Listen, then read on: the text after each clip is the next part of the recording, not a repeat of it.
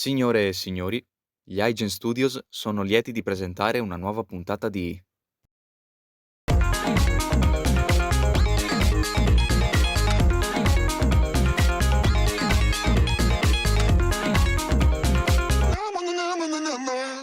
Bentornati cari amici e amiche di iGen Talk, siamo qui tornati oggi pomeriggio per un'intervista speciale che si terrà inedito per il nostro canale in inglese.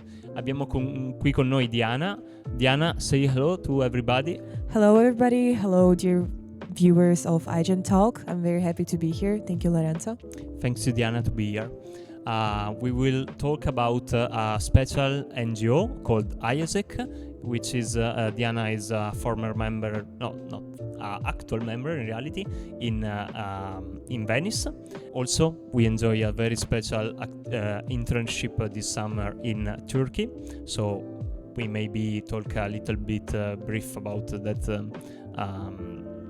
event, and at last we will know where Diana is from. So people from iGen Talk, this is the first English interview here in the channel. Let's begin. So Diana, where are you from? I'm from Kazakhstan. Which part of Kazakhistan? Because I know it's a little bit huge country. Yeah, I'm from the central part of Kazakhstan. My hometown's name is Karaganda, and it's the fourth largest city in Kazakhstan. And it's near Astana, if Yeah, I'm right. it's like 2-3 hours away from Astana by car. And what do you see when you are on car from Astana to your city? There are people around there, or you don't really see anything. It's just steps, a bit of like little hills. Sometimes you can see like farmers with their animals. Yeah, also in Kazakhistan you have a former lake called Aral Sea. Is there something else remain, or? So we learned about it during the geography class, and this is a very huge disaster for Kazakhstan because of the Soviet time. They not used made the by resources. capitalism. Yeah, they used the resources not in the clever way, and because of this the sea just started evaporating very fast, and now there is no water left there. So yeah, this is a natural disaster. Okay, but in reality we are not here to talk about Aral Sea. We have a deep thing in our heart for Aral Sea, but it's not the time. So Diana, where are you living now? Currently I live in Venice, specifically Mestre. Are you studying in Ca Foscari University in Venice? Yes, I study Business Administration and Mangement. Currently I'm in my third year, and I love my degree. Yeah. Okay. But you started studying in Kazakhistan business, and then you moved here? No, prior to this, actually, I studied for 2 years in the best university of Kazakhstan, Nazarbayev University. I studied there for 2 years. I studied computer science, but then I realized that it was too hard. So I quit my university and I decided to come to Italy to study here. Nazarbayev is the former president of Kazakhistan. Yes. Yeah. How much do you learn here? Fantastic. But you are now in overseas program, or you are just studying here because you choose Venice? I'm a full-time student. Okay. I originally applied for 2 universities to come here. However, one of the universities, they had a very slow reply rate, and because of this I had to continue with Ca Foscari. They were actually very quick to reply, so I'm very thankful to them. You have been lucky to be in Venice at last. Do you like the city? It's true. I love the city. The city is so beautiful, and it has a very rich history. Overall, it's so pretty. There are always, not always some fun things to do, but you can sometimes find some fun things to do. And generally, there are a lot of people my age, so I can always find someone to hang out with. Okay. And I know you don't take care only about university stuff, but you are in an university organization, and we mentioned it at the beginning of the interview, but if you want to repeat the name and talk a little bit brief about this. Okay, so I'm Vice President of Human Resources of AIESEC in Venezia. And generally, AIESEC, it's a global youth-run organization. So, of course, it has like little departments on the countries and in different cities. So, AIESEC is a youth-run organization, actually the biggest in the world. And the reason why we exist is because we want to eliminate future conflicts from happening in the future. So a group of young people after the Second World War, they gathered together and they thought like, okay, so clearly the war is not fun. We don't want to repeat this again, ever in the future. And what can we do in order to prevent this kind of conflicts from happening? And they realized that actually the solution is the cross-cultural understanding. So if the people are going to another country, they will actually get the understanding and the perspective of the people who are living there. So most likely they will have no problem with them specifically as people. And in the future it can just eliminate like big conflicts from happening.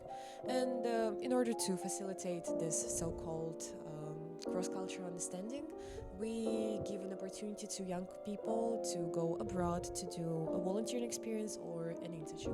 In fact, I've been in Izmir with also Diana. I met her there for 6 weeks this summer, and has been an unforgivable experience. And also every day they ask us how we felt. So I ask you how you felt today with the... Oh, fantastic. I feel wonderful. I'll ask you again at the end, but I hope after an interview with us, you feel also okay. How many countries is AIESEC active in? AIESEC is currently active, if I'm not wrong, in more than 120 countries, wow. I believe. North Korea? No, Oh, not in North Korea. Poor people in North Korea, they cannot join us with AIESEC. And you knew AIESEC also when you were in Kazakhistan? Or I think there wasn't in Kazakhistan? No, there is an AIESEC in Okay. Kazakhstan, and I actually learned about this organization in there. I Okay. tried to apply to become the member of AIESEC in Kazakhstan, but I got brutally rejected.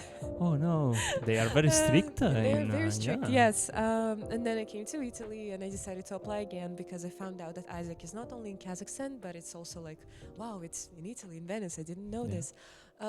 So yes, I applied and thankfully I got accepted because I really enjoyed this experience so far. Also in every country there are plenty of local organizations, so it's very huge as this organization. And in AIESEC Venice, how are you organized, more or less?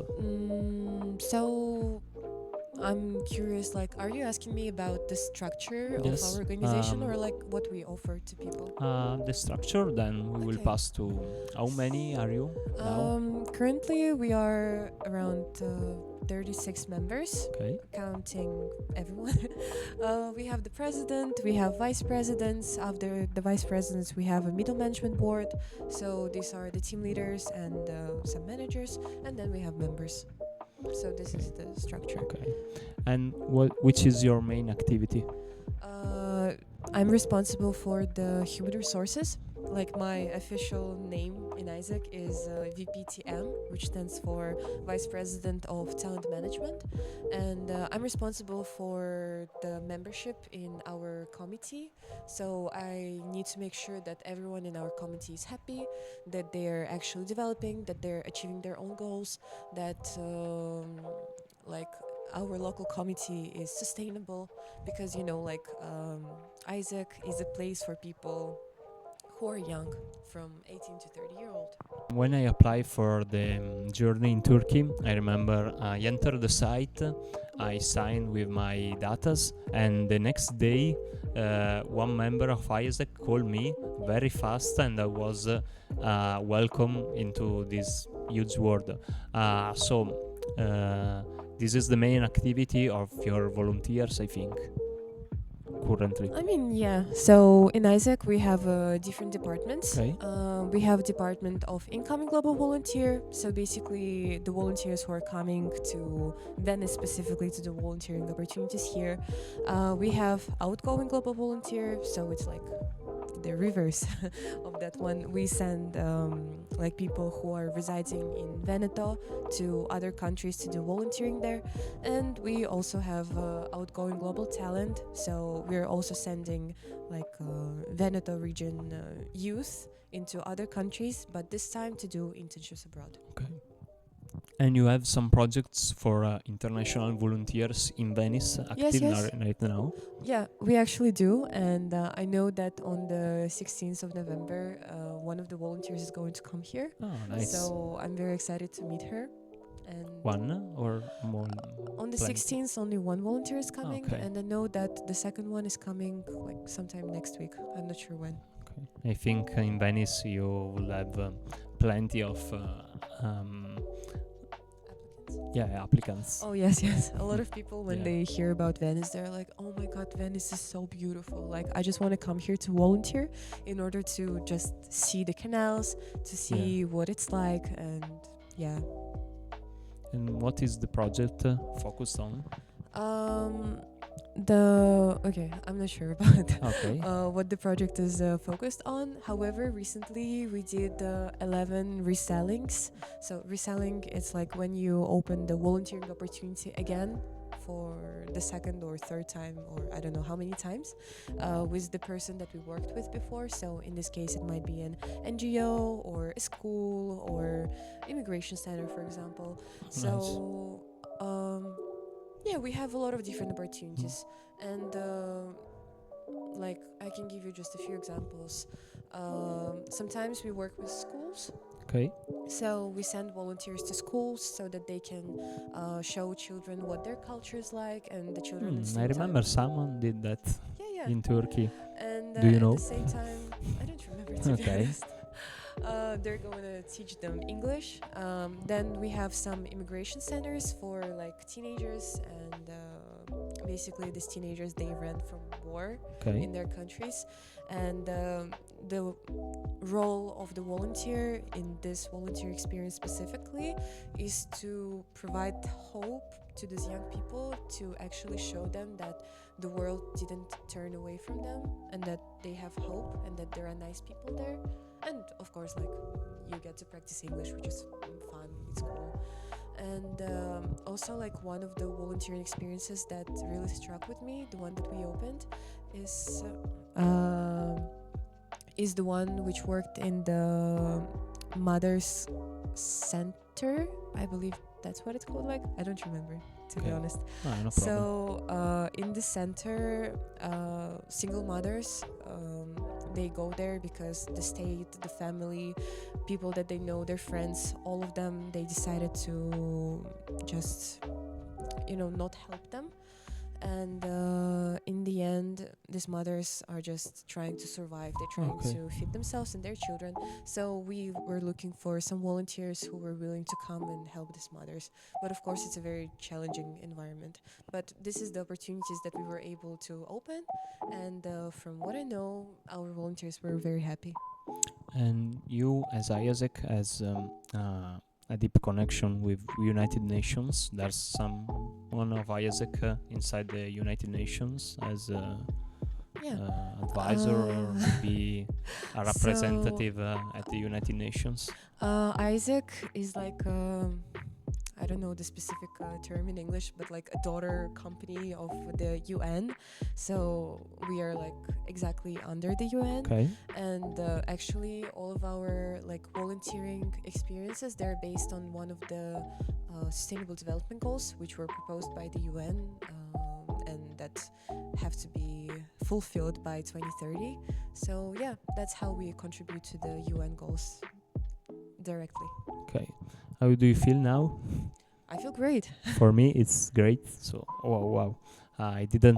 She didn't get annoyed during our interview. Okay, thanks. You established a deep relation with different AIESEC realities all around the world. You can have, as I understand, clearly maybe create a partnership with a precise AIESEC local team as the one in Izmir, for example. Yeah, it's true. So our vice presidents, they decide to choose which countries they can work with. So not countries specifically, but like the cities in the countries that they work with. And the reason why we do this is because we want to ensure that the people that we send are actually taken proper care of, that we know for sure that we will be able to contact AIESEC in that country, in that city, that we can trust them with our lives and the lives of our volunteers, of course, and that in the end they will also provide all the standards to the volunteers as well. Okay. And we have been in Turkey this summer. Yes. Has been was your first AIESEC experience abroad? It was my first AIESEC Okay. experience, yes. And how did you enjoy? In reality, I know the answer, but I mean, yes, I did really enjoy it a lot, and I'm gonna be like very honest here. The reason why I decided to go on the volunteering experience with AIESEC is because I just wanted to see what it's like to experience AIESEC products from the customer side, because I've been in AIESEC already for 2 years and I've been only behind the scenes, but now I just wanted to see what it's like to be a volunteer, like again from the customer side. And I was very happy to see, like from my perspective, what that it's not a scam. It's not. Yeah, it's That not. AIESEC Clearly it's AIESEC not. in Izmir actually exists, that they are there to help us, that we can text them almost any time of the day. They will always be here to support us with anything and everything. That it's fun. We do really create an impact, and you create long-lasting relationships with people Yeah. from this experience, because like spending 6 weeks together with some people is just it's like it's impossible not to form a relationship with them. And if you turn back, you will choose again our project, which was for the ones are following us from home. Myself, my word. We talk about development goals of United Nations by 2030. We present every goal that the United Nations put on the table for this data, this important data. And did you enjoy it last, or you were expecting something different? I genuinely enjoyed this project, and I think I was very lucky that I decided to join exactly this one, because I was really thinking between like joining the Myself My World and the Fingerprint. So for those watching, Fingerprint is a project where you work with children and like with small children, teaching them English. Yeah, some of our colleagues were with children at kindergarten or summer camp, sort of. So I'm very happy that I got to join specifically Myself My World, because I don't know, like this was the first time that I saw so many volunteers gathered together. There were 11 of us in the same room, and every single one of us, we were just from different countries, and we got to share our own 8 culture. countries, if I remember 8 clearly. countries? Yeah, more or less. 8 different countries. This is crazy. So we got to share our culture, our food, laughter, jokes, everything, and this was wonderful. We can avoid conflicts now. We can definitely. Okay, which is the country you want to visit most? The ones our colleagues were from. Of course, Kazakhistan. You were the only, I was the only ambassador of person from Kazakhistan. Yes. You are in Italy now, so we have to choose the third. Hi, Diana. So the country that I really want to go to is Romania, because I had no idea what Romania looked like. Yeah, same for me. Before she actually made a presentation with Ionut, and I was so surprised by this, and I really loved like the scenery and the vibes and the history as well. It was very interesting. So like as soon as I came back home, and like not home, I mean, yeah, Italy is my home now. As soon as I came back to Italy, I just I met up with my friends, and I was like, guys, the next time that we decide to go somewhere, we have to go to Romania. We have to go to Romania because it's really cool. Nice. I'll come with you. And You should. You are planning to go away again with IESEC this summer, or Right now, I'm looking for an internship, okay? and I already applied for some internship opportunities. However, I got rejected. Okay. Because the competition is crazy. But Yeah. still, like, if you don't try, you will never know. So I decided to apply to see how it goes, whether I get accepted or not. I mean, I still have a lot of opportunities that I can apply to, and I don't think that it's a problem. So yes, I will try to go somewhere this summer. Okay, thank you, Diana. We passed 20 minutes. I think it's time to say goodbye to our followers from home. It's been a pleasure to have you here in iGen Talk. Thank you so much, If you Lorenzo. want to, thank you. If you want to say goodbye to our followers, Goodbye, dear followers of iGen Talk. I wish you to have a very good morning, day, or evening, or night. And follow us. Like this video, click the bell button. Don't forget to share this video with your friends. And don't forget to follow AIESEC Italia. ok, thanks. Ora posso tornare a parlare in italiano, vediamo se mi ricordo come si fa. Qui da Via delle Risorgive con iGen Talk siamo alla fine. Vi ricordiamo di seguirci sui social Instagram, Telegram e Spotify, e ovviamente qui su YouTube. Il numero civico non ve lo diciamo, e questo era iGen Talk, intervista a Diana per AIESEC Venezia.